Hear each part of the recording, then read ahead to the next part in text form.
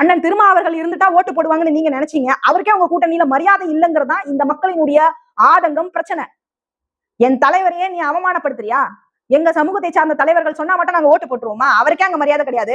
அவர் சொன்னா எப்படி ஓட்டு போடுவோம் அப்படிங்கிறது நான் சொன்னதான் நடைமுறையில நடந்துச்சு. என்னை போன்றவர்கள் நிறைய பேர் சொல்லியிருக்கலாம். தேர்தலுக்கு பிறகு அண்ணன் திருமாவர்களே தன்னுடைய கட்சிக்காரங்க வேலை செய்யலங்கிறத ஒத்துக்கிட்டாருல. அப்போ தலித் தலைவர்களை கூட்டணியில வச்சுக்கிட்டா ஓட்டு போடுவாங்கன்னு நீங்க நினைச்சீங்கல்ல, அது தவறான அரசியல். மக்கள் எல்லாம் அப்படி நினைக்கல. உங்க கூட்டணியில இருக்கிற ஒரு தலித் தலைவர் சொல்லிட்டாருங்கிறதுக்காக எல்லாம் ஓட்டு போட மாட்டாங்க சார். அது அந்த காலம். அவருக்கு உங்க கூட்டணியில எப்படிப்பட்ட சுயமரியாதையோட நீங்க அணுகுறீங்க, அவருக்கு என்ன மாதிரியான தன்மானத்தோடு அவர் செயல்படுறாரு, அவருக்கு என்ன அதிகாரம் கிடைக்குது அப்படிங்கறதெல்லாம் இந்த மக்கள் இன்னைக்கு கூர்ந்து கவனிக்க ஆரம்பிச்சுட்டாங்க. முன்னாடி ஆப்ஷன் இல்ல. முன்னாடி ஆப்ஷன் இல்லாம உங்களுக்கு ஓட்டு போட்டுருக்கலாம். ஆனா இன்னைக்கு அப்படி கிடையாது. இன்னைக்கு அதிமுக ஒரு மண்டலத்துக்கான கட்சியா மாறுது. அதிமுகவுக்கு பெரும்பான்மையா வாக்களித்தவர்கள் தான் இன்னைக்கு திரு விஜய் அவர்களுக்கு வாக்களிச்சிருக்கிறார்.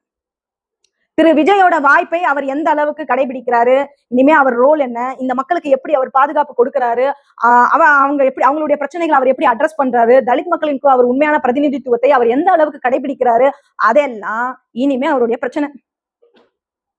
இன்னைக்கு திமுகவை பழி வாங்கணும், அதுக்கு தாவேகாவுக்கு வாக்களிச்சுட்டாங்க மக்கள். அவ்வளவுதான், சிம்பிள்.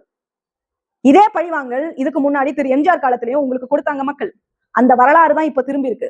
ஆப்ஷன் எதிர்பார்த்துக்கிட்டே இருந்தாங்க, உங்களுக்கு ஒரு வாய்ப்பு கொடுத்தாங்க, அந்த வாய்ப்பை நீங்க சரியா பயன்படுத்திக்கல. எங்களை பொறுத்த வரைக்கும் இனிமேலாவது நீங்க மாறணும். திராவிட கொள்கைகள் மீது எங்களுக்கு எந்த வெறுப்பும் கிடையாது. ஏன்னா அந்த கொள்கைகளை உருவாக்கியவர்களே எங்க தலைவர்கள் தான். ஆனா திமுக என்கிற ஒரு கட்சி அது முழுக்க முழுக்க ஆதிக்க சாதிகளால் நிறைந்திருக்கிறது அப்படின்னா அதை ரீப்ளேஸ் பண்ணுங்க. நீங்க எல்லாம் ஒதுக்கி வைங்க, எது தேவையோ அதை செய்யுங்க. தலித்துகள் வென்றா அவங்களுக்கு அதிகாரம் கொடுங்க, பொதுச் செயலாளர் பதவி கொடுங்க, மாவட்ட செயலாளர் பதவி கொடுங்க, ஒன்றிய செயலாளர் பதவி கொடுங்க. உங்க கட்சிகள்ல முதல்ல சமூக நீதியை கடைபிடிங்க.